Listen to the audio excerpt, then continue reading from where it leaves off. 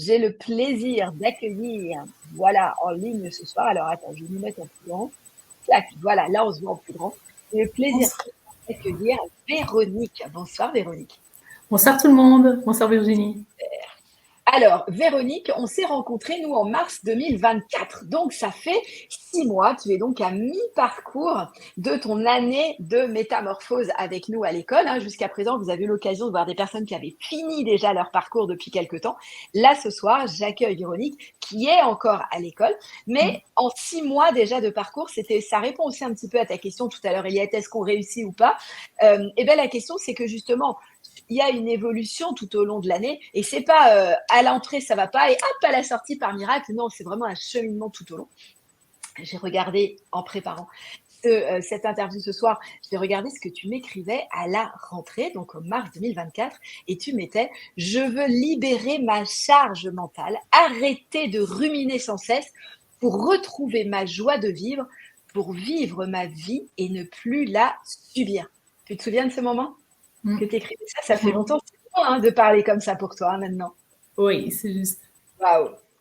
Très, très loin. Alors, tu avais plein de peurs, toi, il y avait vraiment beaucoup de peurs quand tu es rentrée. Tu avais la peur de ne pas y arriver, évidemment, la peur de manquer d'argent, la peur de ne pas être capable, la peur de manquer de temps aussi, parce que tu vis seule et tu as 2 jobs, donc déjà tes journées étaient bien occupées.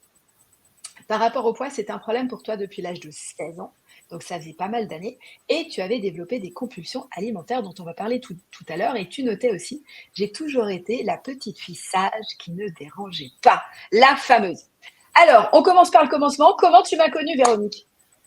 Je t'ai connue par Facebook, comme beaucoup de monde en fait. Et Ok. c'était dans Et une comment tu as phase où je n'étais décidé? pas bien. Voilà, comment tu allais à ce moment-là? Qu'est-ce qui s'est passé pour que tu te dises, waouh, j'ai besoin d'un accompagnement et je vais faire appel à l'école? Qu'est-ce qui s'est passé pour toi à ce moment-là? Le vrai déclic, je crois, ça a été tes mots sur Facebook et c'était le mot hypersensibilité, c'était maigrir, mais autrement que par un régime à ce moment-là. Hmm. Ok. Il y avait cette envie de maigrir aussi qui était là quand tu es rentrée. Oui, quand même, au début. Alors, il y avait un mal-être personnel et l'envie de maigrir. Mais parce que j'étais Hmm. toujours persuadée, comme beaucoup, je crois, que si je maigris, je vais mieux. Que tout dépendait de mon poids, en fait. C'est ça. C'est ça. C'est fou ce truc qu'on nous colle dans la tête. Tout ira bien, tous les problèmes dans ta vie, c'est lié à ton poids. Donc tu Oui, maigris alors qu'en fait, justement, c'est le poids qui est presque à l'origine de tout. C'est c'est vraiment ça. fabuleux. Ok. Dans ta relation à toi, justement, qu'est-ce qui a changé depuis 6 mois déjà?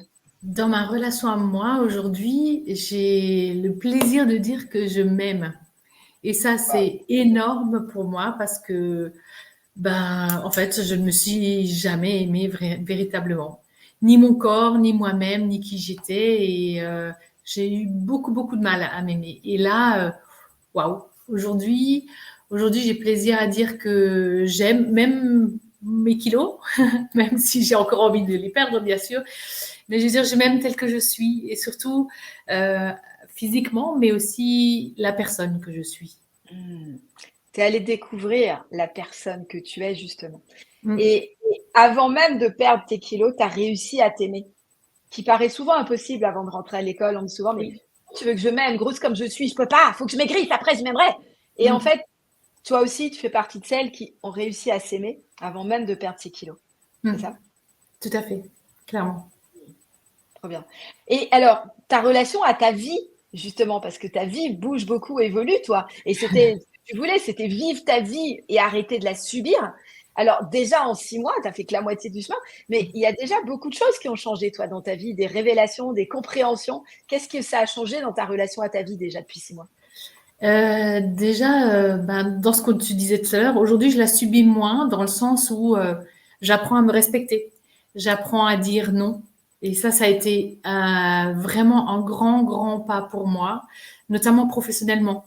Justement, moi, j'ai vraiment cette blessure d'humiliation et je me sentais responsable de tout le monde et de tout ce qui arrivait, alors que non. Et c'est là, avec mes boulots actuels, que j'ai compris et que j'ai appris, grâce à l'école, grâce aux échanges, à nos échanges, à nos discussions, à dire non, à dire stop, à dire ça c'est pas pour moi, ce n'est plus pour moi et je me respecte aujourd'hui et donc je ne fonctionne plus comme ça. Et ça c'est un énorme, énorme pas pour moi.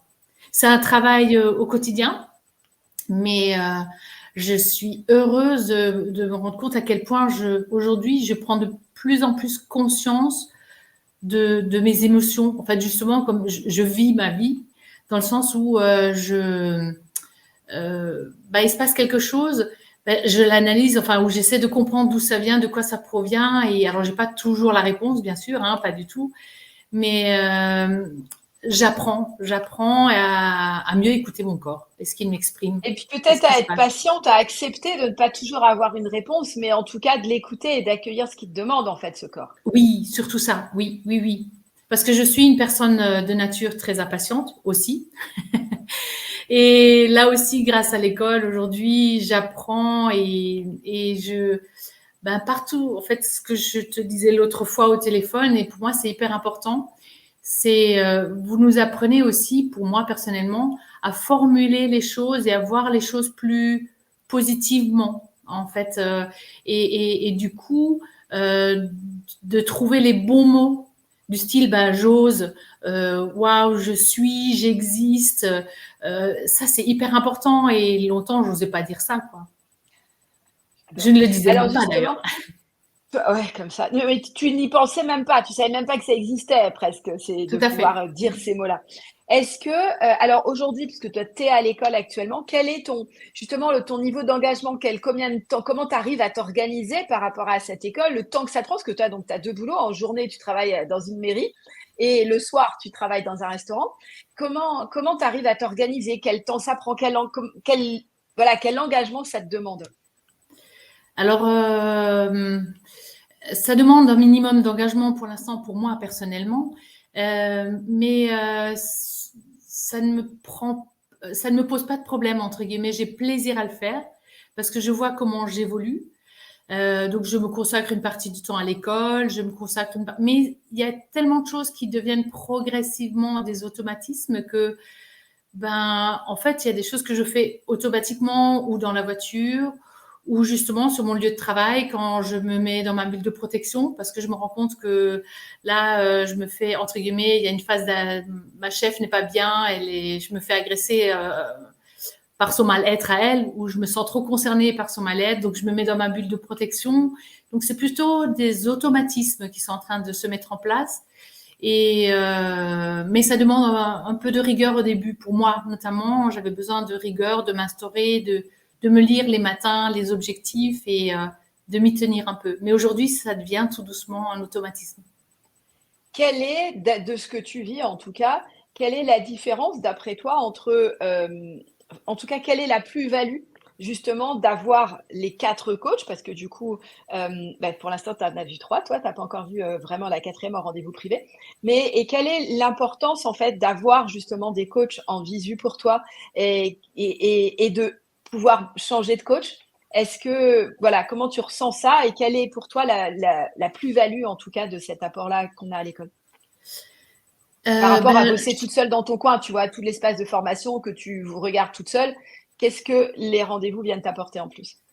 moi, c'est ce contact, justement. C'est le fait de pouvoir partager directement ce qu'on ressent et d'avoir directement le retour. Parce que des fois, l'école, c'est bien, c'est énorme, mais on n'a pas tout de suite la réponse à nos questionnements du jour. Alors que là, par les rendez-vous, on a des réponses et des fois des réponses auxquelles on s'attend pas du tout, déjà.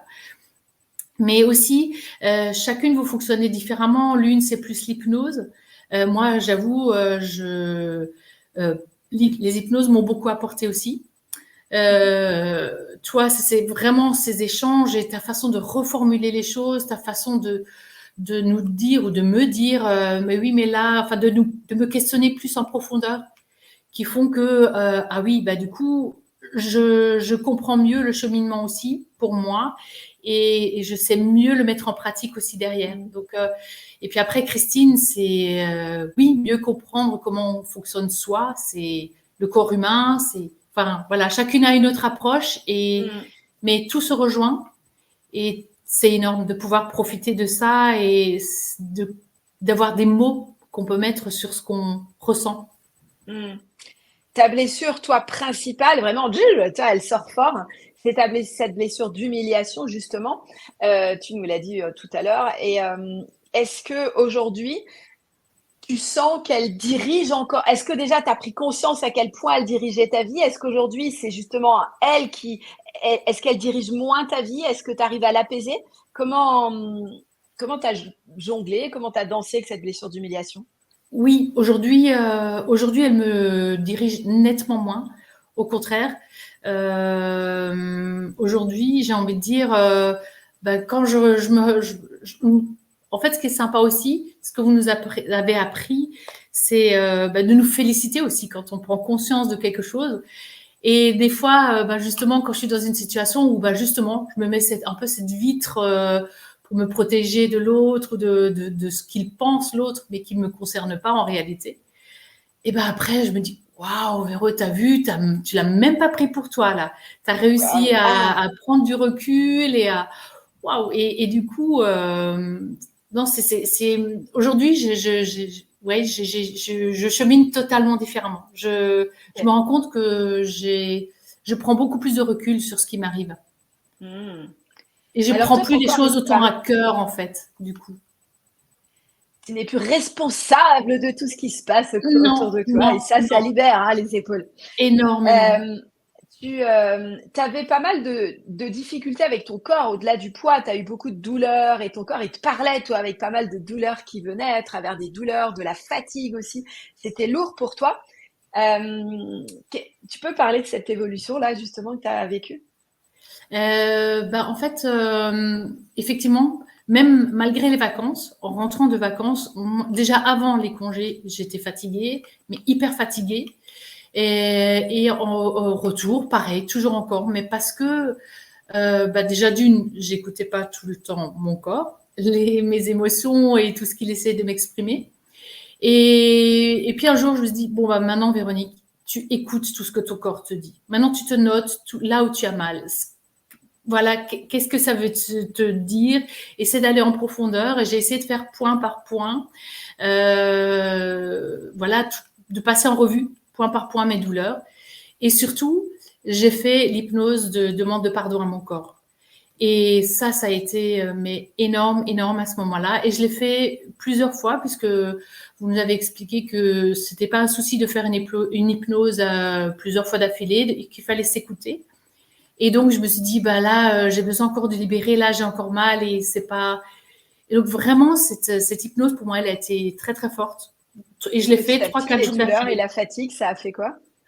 En fait, aujourd'hui, je me sens en pleine forme. Et ma C'est bien douleur, ça. alors il y a toujours encore des petites douleurs, mais elles ne sont plus du tout aussi importantes et voire presque plus présentes.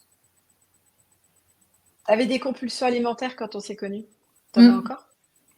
Alors nettement, nettement moins, mais ça, j'avoue, c'est pas encore tout à fait géré pour moi. Mais au Tu sens que moins c'est en aujourd'hui, diminution. voilà. Et je sais mettre un mot dessus et je sais les expliquer au moment où elles m'arrivent. Mais du coup, je les accepte. C'est-à-dire que quand tu as une compulsion, t'es plus en colère, tu culpabilises pas, t'as pas honte de toi, t'es pas dans cette guerre. C'est oh, ok, c'est C'est ça? ça.